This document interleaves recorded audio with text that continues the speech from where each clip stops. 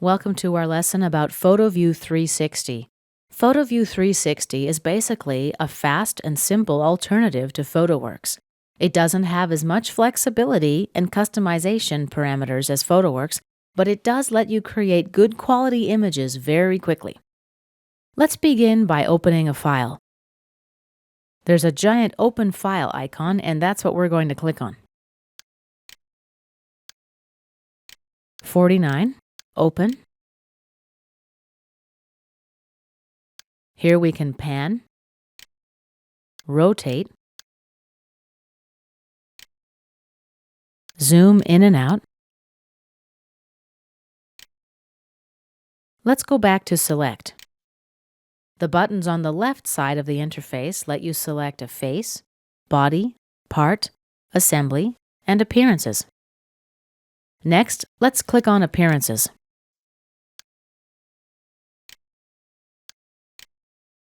Select Body.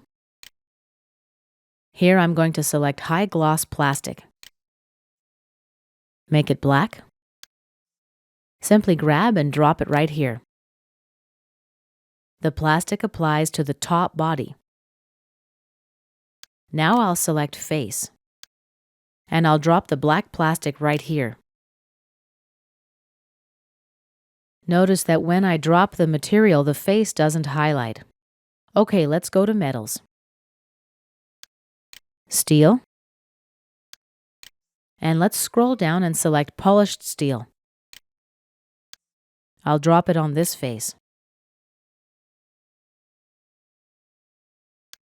And this face as well.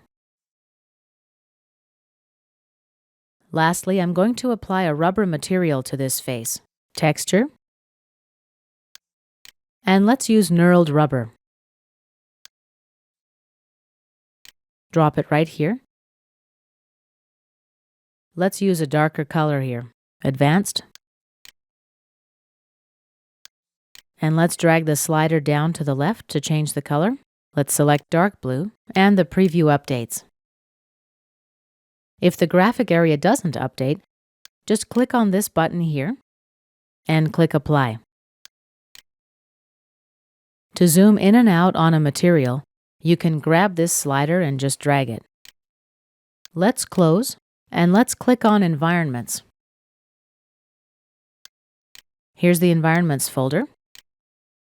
We're also able to zoom in and out to get a better view of our options. And make a selection with a double click. Let's double click on Daytime. The daytime environment loads. Let's take a look at Conference Room. Just grab and drag it to the graphic area. Let's rotate a little to better see the conference room. The next button controls Settings. The first tab is Environment Settings. Here we can set the ground height and rotate the environment. We can change the axis for the model position or flip it by checking here. If you prefer, you can load environment and background images here. Use reflective floor, use shadow floor, show environment. The next tab is where we control output settings. We can specify the image resolution, the number of image formats, set the preview and the final render quality. The higher the preview quality setting, the slower the update will be.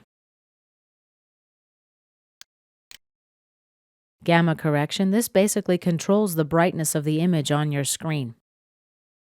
Under Advanced, we're able to add a bloom effect to the final rendering. This option isn't visible during preview, but only in the final rendering. It adds a glow to bright objects in the image. We're able to specify the bloom threshold and the bloom radius as well. Now let's take a look at the next tab, Camera Settings.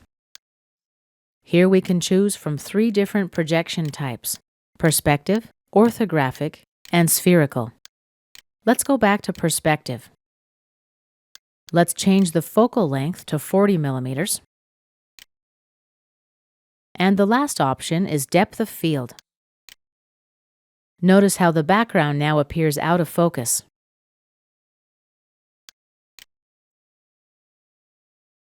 Let's close the window. The next button activates Final Rendering. When I click it, the final rendering begins. A status bar displays the progress, settings, geometry, shading. When we're satisfied with the results, we can save the image. I'm just going to close this window for now. The next button opens the gallery. This takes you online, and here you can view rendered images posted by others or post your own image as well. The gallery can be a great source for image ideas and models. And this concludes our overview of PhotoView 360.